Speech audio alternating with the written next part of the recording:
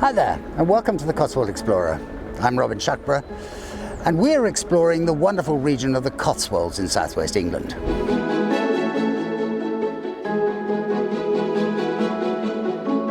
We've decided to revisit the centre of the region and find some hidden gems, places that are not quite so famous, but still just as beautiful.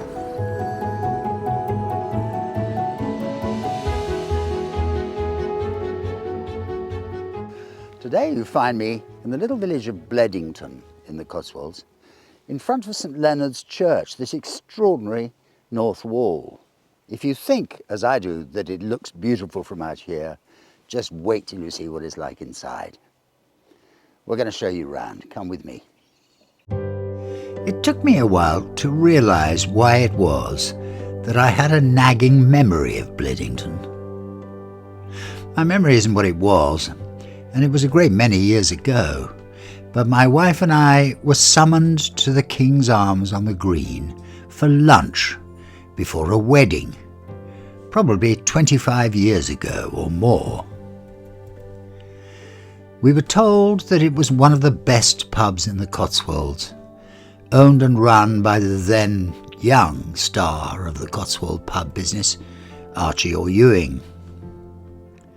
It still is, incidentally, as is the Swan at Swinbrook, to which I've returned regularly for years. Look at our piece on Swinbrook. The Fetty Place memorials in the church are incomparable. I've met Archie in passing a couple of times, and I was at school with some sort of relation of his. There aren't many or Ewings around, so I feel a kind of irrational attachment to him and his businesses.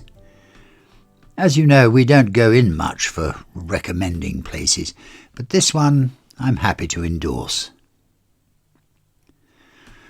On the village green, indeed dominating the lovely space with its river running through, spanned by narrow wooden footbridges which, as you can see, are difficult to cross with dogs. The pub is the perfect illustration of the traditional Cotswold hostelry. I remember, after lunch, perhaps too good a lunch if I'm honest, walking the short distance up the lane to the church, past beautiful buildings, some very substantial and others the perfect terraces of Cotswold stone cottages. I can't be absolutely sure, of course, but I don't think anything much has changed since that day. I know the stocks that used to grace the village green were removed early in the 20th century, along with lines of poplar trees that used to surround it. I also know that a maypole was still in evidence in the 1960s. Not, of course, the original one, but a replica erected in 1953. That seems to have disappeared too. Manor Farm, which you pass on the way to the church, is said to be on the site of a rest house used by the monks of Winchcombe Abbey, which was recorded in 1175 as the holder of Bledington in a confirmation from the Pope of all the Abbey's churches. The thing is that the village of Bledington has led a checkered history. It was never really a good area to raise sheep, the great staple of the Cotswolds' wealth. Its land flooded too often, making cereals tricky, so the people of this little village seem to have lived life pretty hand-to-mouth. At the end of the 19th century, the villagers decided to try making cider and planted orchards everywhere, but it wasn't a success, and whilst a lot of the trees are still around, for years the fruit was largely used to feed animals. In 1884, a brick and tile works was operating here, but by 1922 that closed, hardly surprisingly really, in the centre of the greatest source of building stone in the country. As a kind of final insult, in 1913 the water from the village wells was suspected of impurity, But it wasn't until 24 years later, in 1937, that Mains Water finally came here. After the Second World War, a pickle factory opened in Bledington. That lasted hardly any time at all. So it won't surprise you to hear that the church has had a similarly up and down life. What you see today, however, is absolutely lovely. The memorable north wall of the nave, with its 2 tiers of magnificent windows with contemporary glass, which we saw from the outside, is from inside just breathtaking. When the tower was raised in the late 15th century, the most skillful stonemasons in the country must have been available to them. The arch arrangement that holds up the tower is nothing short of brilliant.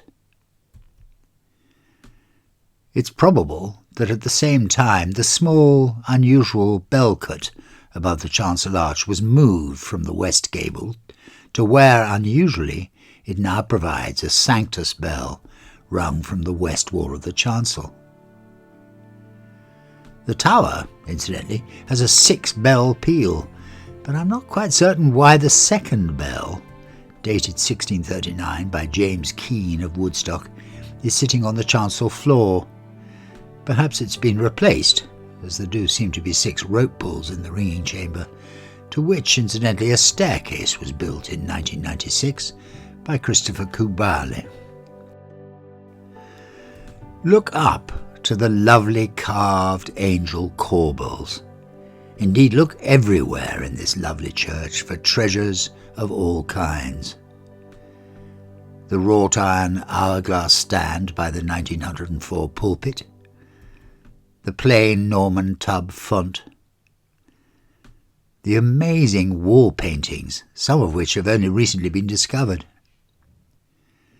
I'm particularly fond of the royal arms, early 19th century, so not ancient, but spectacular nonetheless.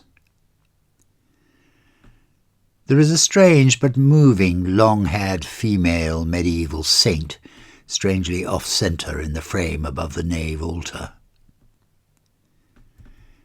In the clerestory, which sheds a bright and cheerful light on the whole building, there is some 15th century red scrollwork, and, in the glass, images of St. George in 17th century armour with his dragon, of St. Mary Magdalene, the risen Christ, and an interesting group of donors. You know, I'm not at all certain I noticed much of the treasures of this church at the wedding all those years ago, but I'm grateful to you all for bringing me back to this lovely place at a time in my life when perhaps I appreciate them just a little more. I hope you've enjoyed our little trip around Bledington on this drizzly, grey summer's day. It's been an interesting little place. Some of it is very beautiful. Obviously the core ancient part of the village is lovely, but it's spread a lot, and there's a sort of sense of the modern world here, which perhaps you don't always get in Cotswold villages. It's not everybody's taste, but obviously it is for some. Don't forget to subscribe to the channel. You can find us on all the normal platforms. Don't forget to press the little bell icon. That way we can always let you know whenever we put anything up. We will see you again very soon, somewhere else in the Cotswolds.